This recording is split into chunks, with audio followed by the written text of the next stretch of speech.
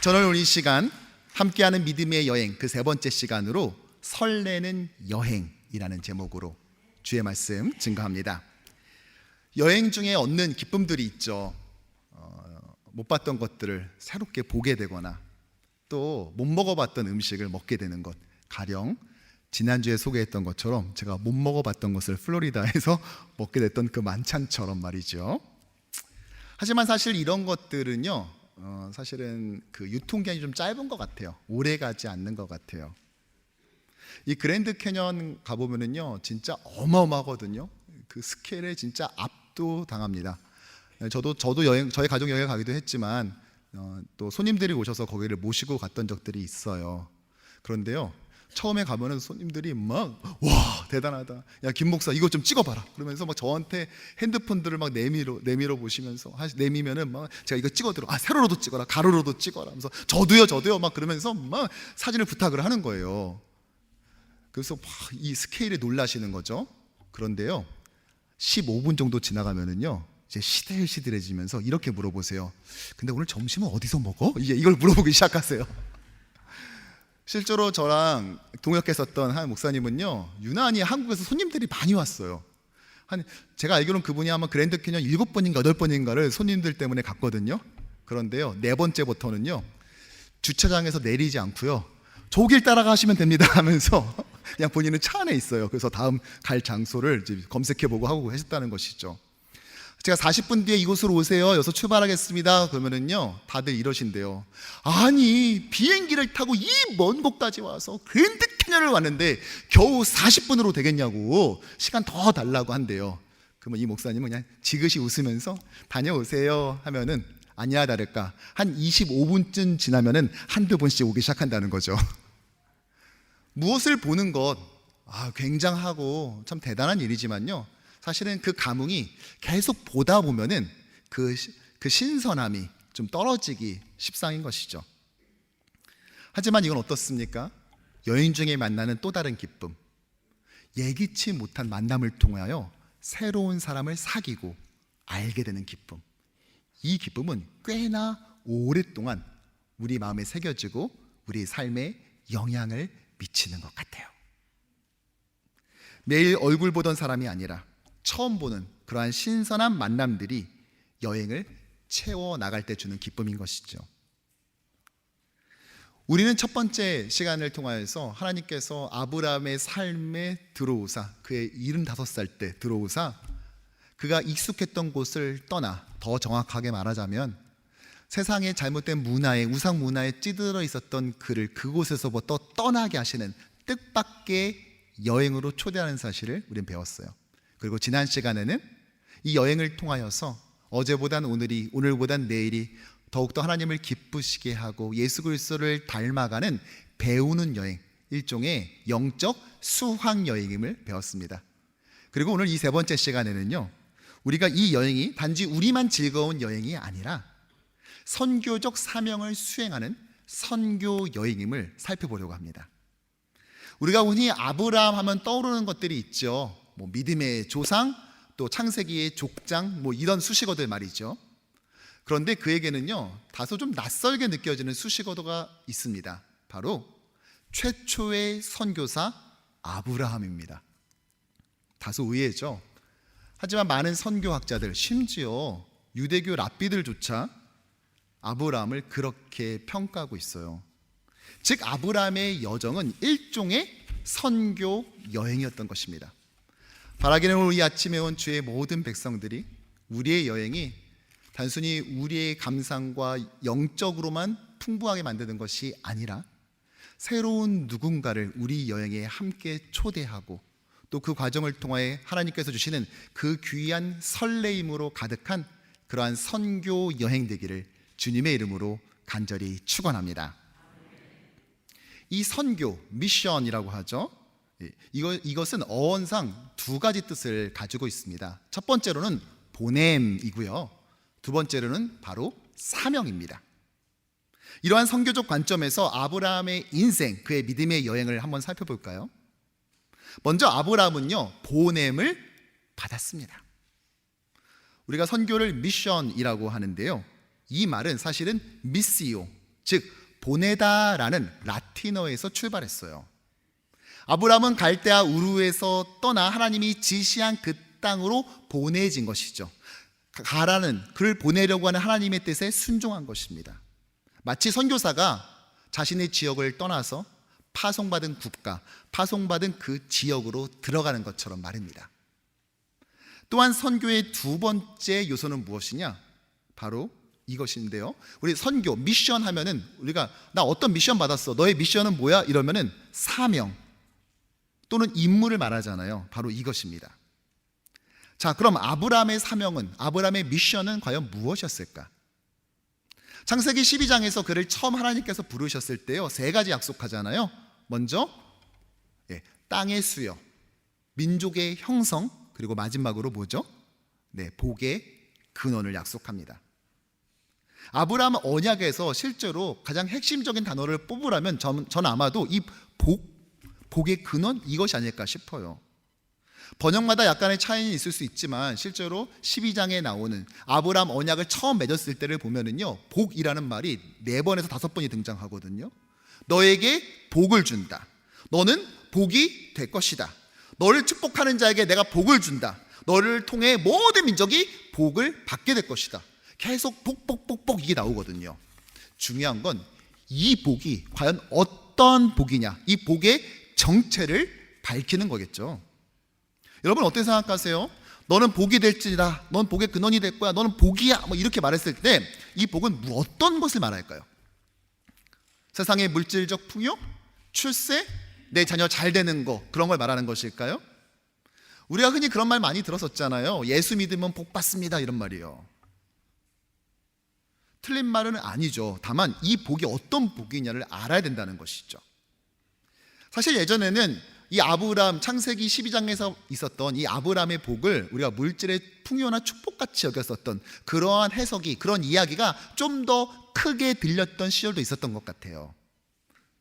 뭐 가령 예수를 믿으면 사업이 갑자기 잘 돼가지고 이렇게 복을 받게 되고, 예수 믿어서 헌금 생활 잘했더니 뭐 물질이 이렇게 되었다. 문제는요, 그렇게 하지 않은 사람들도 집을 사고 사업이 잘 되는 경우가 있다는 데 있겠죠.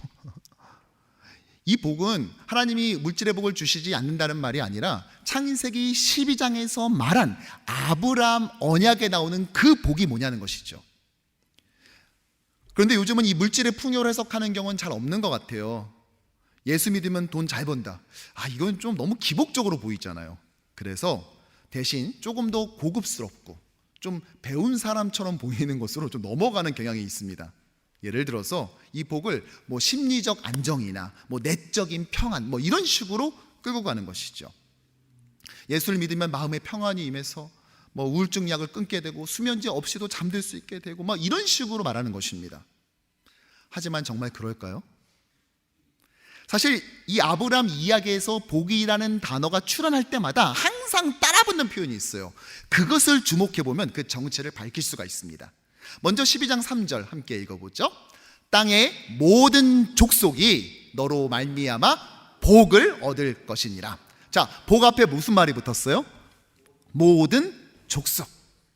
자, 이번엔 창세기 18장을 볼까요? 시작. 아브라함은 강대한 나라가 되고 천하 만민은 그로 말미암아 복을 받게 될 것이 아니냐. 아멘. 자, 여기서도 복 앞에 뭐가 붙죠? 천하 만민. 그리고 모리아산에서 자신의 아들 이삭을 바치려 했을 때 하나님께서 그것을 중지시키고 그에게 뭐라고 말씀하시냐? 이렇게 말씀하십니다. 창세기 22장을 보면은요, 시작. 또 내 씨로 말미암아 천하 만민이 복을 받으리니. 아멘. 자, 여기서도 복 앞에 천하 만민이 등장하네요. 따라서 아브라함에게 주신 이 복은요, 아브라함 가문을 위한 거예요? 아니면 모든 민족을 위한 겁니까? 네, 모든 민족, 열방을 위한 복인 것이죠. 열방이 너로 인해서 복을 받는다고 했는데 내가 물질적으로 풍요롭게 되고 우리 아이가 출세하고 또 내가 마음의 안정을 얻는다는 것이 왜 열방을 위한 복이 되겠습니까? 혹시 이렇게 말할지도 모르겠어요. 아니 목사님, 그래도 제가 마음에 평안이 없으면 막 짜증내고 막 그러잖아요. 근데 내가 마음의 평안을 얻으면 주변 사람들을 안 괴롭히니까 막 그러다 보면은 뭐 이게 그런 거 아닐까요? 뭐 이렇게 하시는 경우가 있을 수 있습니다. 뭐 이런 거죠. 딱 집에 왔는데 아내가 마음이 막 굉장히 불편한 거예요. 막 짜증나가지고 막 이렇게 날카롭게 가시가 놓쳐 있는 거죠. 남편하고 아이들이 집에 와서 서로 묻습니다. 니네 엄마 왜 그래? 나도 몰라 아빠. 조심해, 오늘 좀 조심해. 그래서 서로 눈치를 가만히 보면서 막 이렇게 하는 것이죠. 그런데 마음이 평안해지면은 막 이렇게 유들유들 여보 왔어요? 말고 어서 왔어 우리 아들, 사랑해. 막 이러면은 분위기가 좋아지잖아요. 그리고 직장에서도 괜히 직장 동료 싸나워지면은 막 그런데 또 마음이 편안해지면은 직장 내 분위기도 좋아지고 뭐 이런 것들이 합치다 보면은 이게 성취되지 않겠습니까? 하겠지만 여러분 이 복을 보세요. 복의 범위가 어디죠?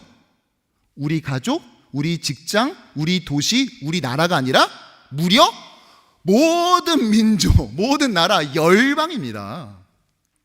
우리가 아무리 세계의 수도, 미국의 심장, 뉴욕에 산다 한들 우리가 한 주 살면서 몇 명이나 만나봐요.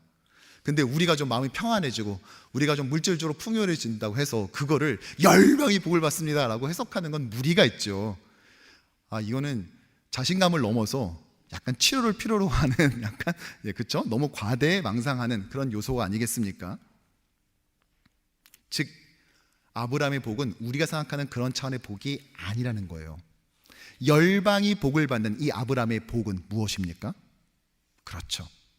그를 통해 예수 그리스도가 이 땅에 임하사 구원의 길을 여시는데 그것이 단순히 유대인만을, 이스라엘만을 위한 것이 아니라 모든 민족, 열방을 위한 구원의 길을 친히 완성하시고 그 길에 들어설 수 있도록 초대한다는 것이죠. 그러므로 아브라함은 모든 민족을 향한 복의 근원이자 복 그 자체라고 말할 수 있게 된 것입니다.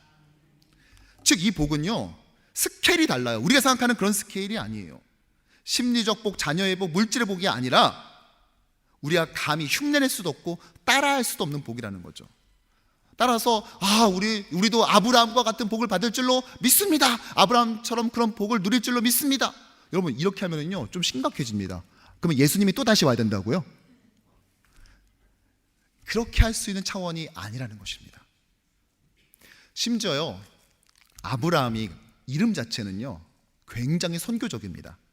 17장 4절과 5절의 말씀 함께 읽어볼까요? 시작. 보라, 내 언약이 너와 함께 있으니 너는 여러 민족의 아버지가 될지라. 계속. 이제 후로는 내 이름을 아브람이라 하지 아니하고 아브라함이라 하리니 이는 내가 너를 여러 민족의 아버지가 되게 함이니라. 아멘. 첫 번째 날 뜻밖의 여행을 할 때 하나님께서요 그의 이름을 바꾸신 이유가 무엇입니까? 그의 아버지가 우상 제작자였잖아요. 즉 그는 아브람, 종기한 자, 그 우상 제작자의 그 가문이 가질 수 있는 그 이름에서 이제 이름을 바꾸는 것은 정체성을 바꾸는 것이기에 그를 불러내어서 하나님께서 세우실 새로운 나라, 새로운 민족에 초청하는, 즉 정체성을 바꾸기 위해서 이름을 바꿨다는 것을 살펴봤어요.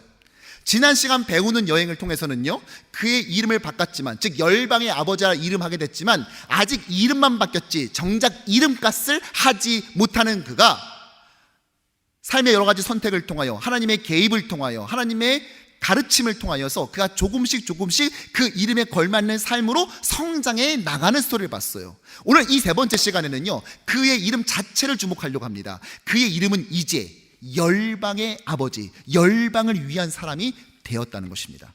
하나님께서 그렇게 사용하신다는 것이죠. 즉 그의 존재, 그의 선택, 그의 인생, 그의 동선은 다분히 선교적이며 이것은 우리가 감히 흉내낼 수 있는 차원의 것이 아니라는 것입니다. 왜냐? 이것은 바로 예수 그리스도, 구원자 예수 그리스도가 이 땅에 오는 것을 예고하는 메시지이기 때문이에요. 자, 그러면 우리는 어떻게 해야 돼요? 이건 우리가 흉내낼 수 있는 게 아니구나. 그래요. 그럼 아브람만 해당되는 거네. 자, 수고 많으셨어요 아브람. 아이고 고생 많으셨습니다. 저는 이제 제가 할게 가겠습니다. 이렇게 해야 될까요? 아니요. 우리에게도 적용되는 아브람의 선교적 사명이 있습니다. 열방의 복이 되는, 즉 예수 그리스도가 나게 하는 통로로서는 아니지만 우리 역시 아브람이 감당했었던 그 선교적 사명, 그 미션이 있다는 것이죠. 무엇입니까? 여러분, 아브람이 어떻게 자신의 선교적 사명을 감당했죠? 아들 이삭을 낳음으로써 감당하기도 했지만 동시에 삶을 통해서 선교를 감당했어요. 아브라함은 단 한 번도요 전도지 돌린 적 없습니다. 하지만 전도지 돌리지 않고도 선교적 삶을 살았습니다. 예를 들어보죠. 창세기 12장, 애굽의 왕 바로 앞에서 바로가 사라를 데려가게 되죠. 지난주에 살펴본 것처럼 그 유명한 스토리, 오빠라고 해봐, 이 프로젝트 있잖아요. 여보라고 하지 말고 오빠 해봐 이래가지고 사라를 데리고 가잖아요. 그런데 하나님께서 비상개입을 하시고요 그 바로의 집을 치시지 않습니까? 그럼으로써 이 제국의 왕 바로는 깨닫게 되었어요. 뭐요? 나는 기근 피해서 온 난민인 줄 알았는데 저 아브라함이라는 사람 뒤에 대단한 분이 계신다는 사실을 이 왕이, 그것도 4대 문명의 발상지 중에 하나인 그 애굽의 파라오가 깨닫게 된 것이에요. 어떤 분들은 또 이걸 오해해가지고 거 봐라, 하나님께서 복 주는 거 물질 축복 아니냐, 이렇게 아내를 오빠 해봐 이렇게 속였는데도 불구하고 결국은 이 바로가 그냥 보내지 않고 사라를 그냥 주는 것이 아니라 많은 선물을 같이 주잖아요. 거 봐라, 물질의 복이 오지 않냐. 결국은 하나님께서 함께하는 사람은 물질의 복을 줘서 뒤로 넘어져도 돈을 줍는다, 뭐 이런 식으로 해석하면 안 돼요 여러분. 이게 핵심이 거기 있는 게 아니라는 거죠. 창세기 14장, 4개의 연합군이요 이 소돔 지역을 침략하고요 거기에 거주하던 아브라함의 조카 누구죠? 롯을 포로로 끌고 가요. 이때 아브라함은요 소돔 왕에게 와서 하나님의 이름으로 맹세하고요 그들을 추격하는데요 그 조카를 구해내죠. 그러므로 사해 동편에 살던 이 소돔 지역 왕과 그의 백성들은 깨닫게 돼요. 아, 이 아브라함과 함께 하시는 하나님은 대단한 분이다, 4개의 연합군을 무찌를 만큼 대단한 분이구나 라는 사실을 깨닫게 됩니다. 창세기 17장, 아브라함은 할례를 행하는데요 자신의 가족만 행하는 게 아니에요. 자신의 이방 종들에게도 할례를 행하게 합니다. 여러분, 이것은 단순히 종교 예식에 동참할 수 있도록 한 것이 아니에요. 주일 예배 너도 와 뭐 이 정도가 아니라고요. 할례는 굉장히 중요한 영적 의미를 담고 있어요. 이 할례를 행하죠. 한참 후에 모세를 통해 율법을 주는데 거기에 안식일 규정이 있습니다. 난집 8일 만에 할례를 행해야 되는데 8일째가 하필이면 안식일, 샤바트랑 겹치는 거예요. 안식일 날 일하지 말라고 그랬잖아요. 이 할례는 일종의 간단한 외과 수술 같은 것이기에 안식일 날은 하지 않도록 그들은 이것을 일하는 걸로 생각할 수 있었어요. 그런데 난지 8일 만에 할례를 행해야 되는데 하필이면 안식일이야. 그러면 할례를 했을까요? 안 했을까요? 네, 했습니다. 왜냐? 할례는요 하나님의 언약 안으로 들어오는 거예요. 언약 아래로. 자, 하나님의 백성이 되는 거예요. 백성이 돼야 법을 지키던 말던 할 거 아닙니까? 즉 이방인 그리고 종이었던 자들에게도 할례를 똑같이 행했던 것은 뭘 말해요? 그가 이방인이던 또는 종, 신분과 상관없이 하나님의 언약 백성이 될 수 있음을, 이 선교적 메시지를 그림 언어로서 보여주는 사건이었던 것이죠. 창세기 21장, 또다시 사라를 뺏길 뻔합니다. 또 오빠 해봐 이거 프로젝트 한 거예요. 이번엔 누구였죠? 아비멜렉 왕. 하나님께서는 그에게 또다시 재앙을 내리시고 그에게 인생에 개입을 하십니다. 그때 아브라함은요 하나님의 이름으로 기도하고 이것을 풀죠. 결국 뭘 깨닫게 됩니까? 이 아비멜렉 왕과 그 나라 사람들조차도 그 아브라함 뒤에 계신 하나님을 깨닫게 된 거예요. 23장, 아내 사라가 죽죠. 그리고 아내를 위한 매장할 무덤을 찾습니다. 그때 해족속에게 찾아가요. 그리고 나 이 무덤 좀 나한테 팔아라. 그때 해족속이 한 말이 뭡니까? 아니요, 그냥 가져가세요. 제발 그냥 가져가세요. 아브라함 끝끝내 그 값을 치르긴 했지만 그들이 왜 이것을 거저주려고 했을까요? 너무 인심이죠. 해족속은 그 마음이 인자기가 그지없음에 그에게 그저 주더라 이렇게 돼 있습니까? 아니에요. 해족속이 아브라함을 평가하던 그 방식이 있어요. 아브라함을 이렇게 뭐라고 말합니까? 당신은 하나님이 세우신 지도자입니다라고 말해요. 아브라함이 구체적으로 어떠한 삶을 살아왔는지 우리는 알 수는 없지만, 그러나 그 해족속의 진술을 통해 우리 알 수 있는 건 뭐예요? 그가 선교적 삶, 즉 주변 이방 민족에게도 영향을 끼치는 그러한 삶을 살았다는 것을 우리는 짐작해 보고도 남는다는 것이죠. 마지막 24장, 이제 자신의 아들 이삭의 아내, 즉 며느리를 찾아가는데요, 찾는 그 프로젝트를 진행하는데요, 자신이 직접 한 것이 아니라 자신의 종 엘리에셀을 시킵니다. 여러분, 이건 심각한 거예요. 여기서 예수 그리스도 구원자가 나와야 된다니까요. 근데 그러니까 아들을 이 며느리를 얻는 것이 얼마나 중요한 일입니까? 자기가 직접 가야 되죠. 그런데 엘리에셀을 대신 보내요. 왜요? 그가 가도 내가 간 거거나 진배 없다는 것입니다. 즉 아브라함은요, 자신의 종을 야 물 떠와, 땅 파, 뭐 해, 이것만 시키는 것이 아니라 일종의 제자 훈련처럼 자신의 신앙을 전수해서 내가 가지 않더라도 이 며느리 찾기, 이 중요한 구속사의 첫 단추를 깨어가는 이 일을 기꺼이 맡길 수 있을 정도로 자신의 신앙 전수를 했다는 것이죠. 뿐만 아니라 이 며느리 후보를 찾으러 갔었던 삼촌 라반과 또 부두엘의 가문에도 하나님을 알렸어요. 자, 볼까요?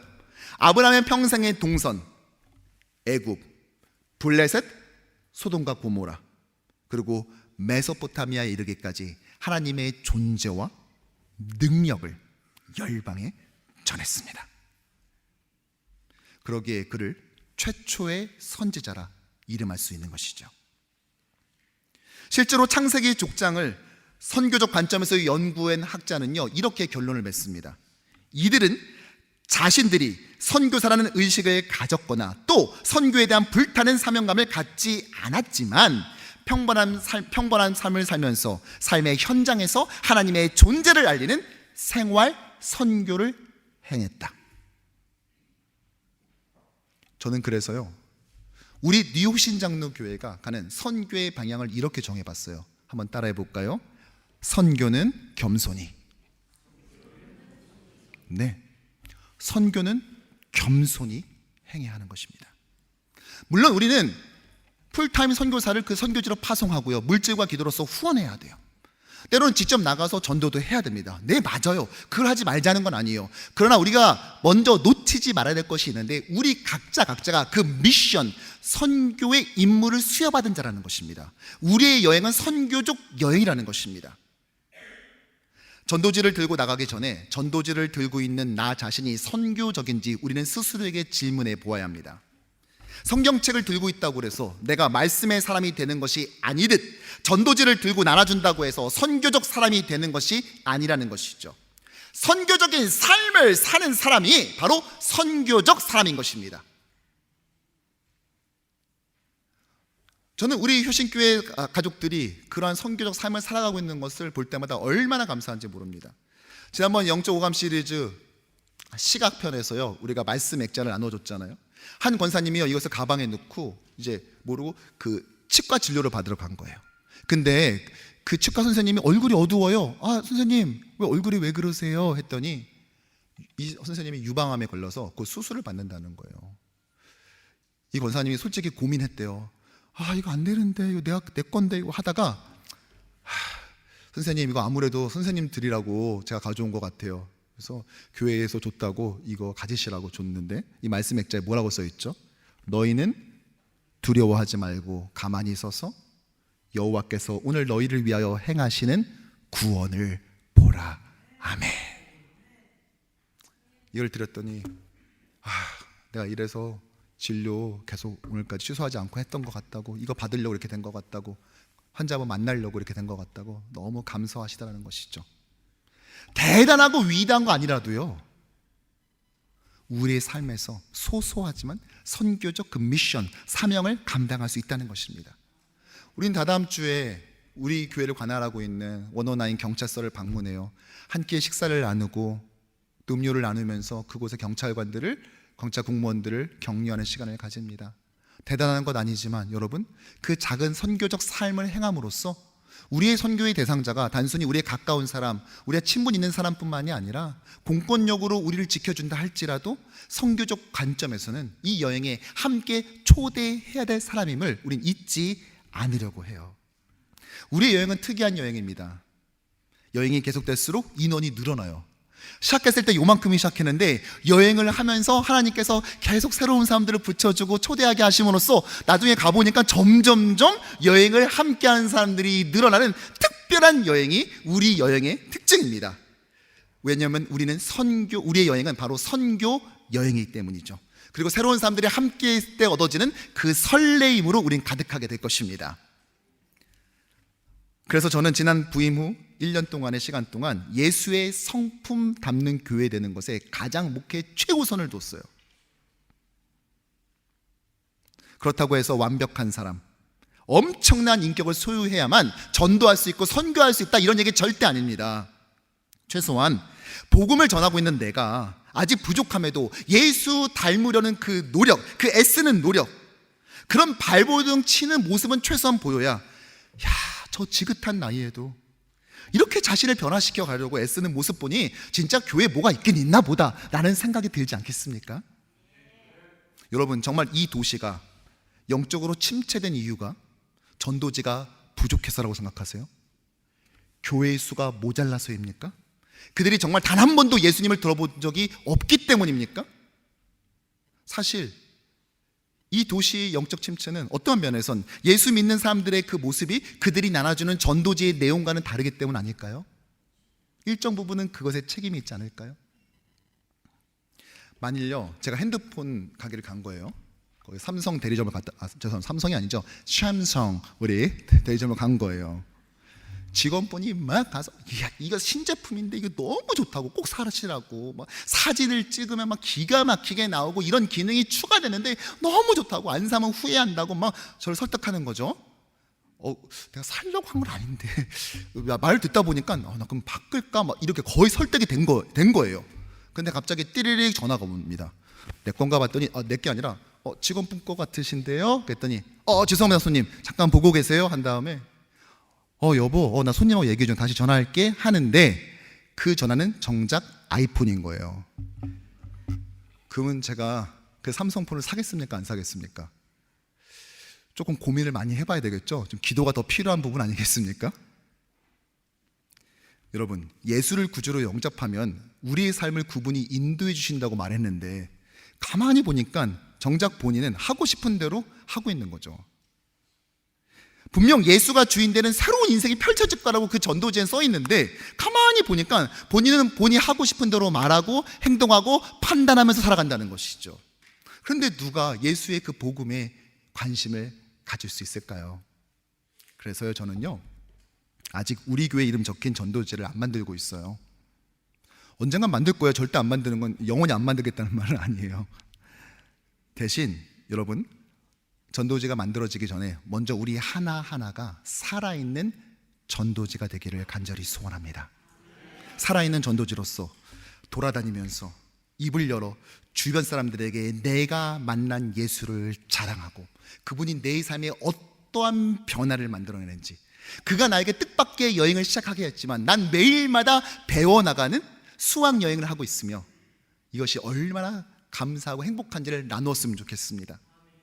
제발 처녀 때 예수 만나서 교회에 나오게 된 얘기 이제 그만하시고요. 10여 년 전 은혜 받고 감격 속에 매일마다 살았던 얘기 이제 그만하고, 이번 주 내 삶에 역사하신 예수 그리스도를 간증하는 여러분 되기를 소원합니다. 어찌 보면은요, 전도지 나눠주는 선교는 좀 쉬워요. 물론 거절당하고 이런 거 주지 마세요. 이런 거절당하는 아픔이 있을지언정 이것만 극복하면은요, 사실 전도지 나눠주는 건 생각보다 어렵지 않거든요. 저도 했고요.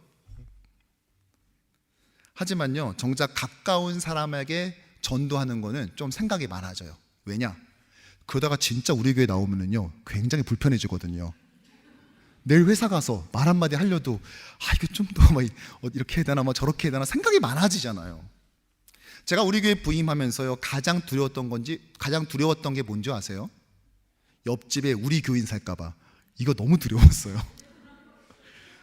목사님 집에 어제 밤에 몇 시에 불 꺼졌어 라든지, 어제 목사님 장 보고 오는 거 내가 봤는데 좀 군것질을 좀 많이 하시는 경향인 것 같아 라든지, 이거 쓰레기통 내놓을 때도 양복 입고 넥타이 하고 나가야 될 것 같아, 이 불안한 느낌 있지 않습니까? 왜요? 불편한 거예요. 가까운 사람이 나의 진짜 교회에서의 모습을 보는 것이 말이죠. 여러분, 이제 이 두려움을 이겨나가야 됩니다. 우리의 여행은 기본적으로 선교 여행입니다. 우린 그 자리에 누군가 이 여행에 함께하자 초대하도록 우리는 미션, 사명, 그 임무를 부여받은 자들인 것입니다. 그래서 이번 추수감사주일은요, 함께하는 믿음의 여행 시리즈의 마지막 시간이면서 동시에 우리 효신공동체의 여행을 함께할 이웃, 즉 전도 대상자를 초청하는 기회로 삼으려고 해요. 우리 지난번 영적 오감 깨우기 시리즈 후각할 때 우리 방향제를 담은 이 선물을 드리고 이웃들과 나누라고 했잖아요. 굉장히 많은 분들이 나누셨더라고요. 예배 끝나고 세차장에 가는데 세차장 직원에게 주신 분도 있고요. 마트에 갈 때 일부러 이걸 챙겨가가지고 마트 직원에게 이걸 내밀기도 하는 그런 분들도 있었대요. 그 남편분이 하는 말이 자기 아내가 누구한테 교회에 나가보지 않겠냐고 뭘 건네는 거 말하는 거 처음 봤다고 말씀하시더라고요.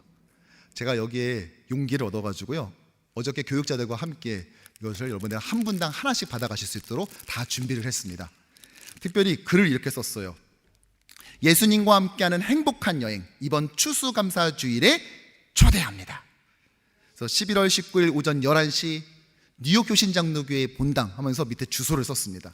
여러분 이걸 나가실 때 하나씩 다 받아가셔서요, 하나님께서 나에게 이 여행에 초대하도록 하는 분이 누구신지 고민해 보시고 기도해 보신 다음에 건네시길 소원합니다. 혹시 이런 분 계시죠? 목사님 참 감사한데요, 준비해 주신 건 성의는 너무 좋은데 저희 사무실에서 한국 사람 저밖에 없어요. 그래서 이거 한글로 쓴 거 봐도 무슨 소리인지 못 알아들어서 저는 못할 것 같아요 라고 하시는 분들이 있을까 봐 요 종이를요, 뒷면을 넘겨보시면은요, 영어로 똑같이 되어 있습니다. 그렇게 전달하시면 돼요. 그래도요 목사님 이거 보고 온다 할지라도 그 사람이 한국어를 못하는데 어떻게 알아듣겠습니까? 라고 생각하실까 봐 이번 추수감사주일은요 유니온 서비스로 진행됩니다. EM 다음 세대 다 함께 예배드려요. 그래서 통역으로 시작부터 끝까지 함께 예배가 진행되니까요, 아무런 걱정하지 마시고요, 다 초대하셔서 함께 이 추수감사주일에 단순히 한 해 동안 지켜주신 은혜, 무사 생존한 것만을 기뻐하는 정도의 수준이 아니라 사람을 살리는, 영혼을 살리는 생명력 충만한 그런 추수감사주일 되기를 주님의 이름으로 축원합니다. 말씀을 정리하죠. 오늘 이 함께하는 믿음의 여행 시리즈를 하면서 앞에 데코레이션을 해놨는데요, 오늘 특별히 하나 추가된 데코레이션이 보이세요? 뭐죠? 자전거. 근데 그 자전거를 가만히 보시면은요, 내가 앉는 자리만 있는 것이 아니에요. 뭐가 있죠? 그 뒤에? 또 다른 사람을 앉힐 수 있는 자리가 준비되어 있는 자전거입니다. 특별히 저 자전거로 제가 주문을 했어요. 무슨 말이죠?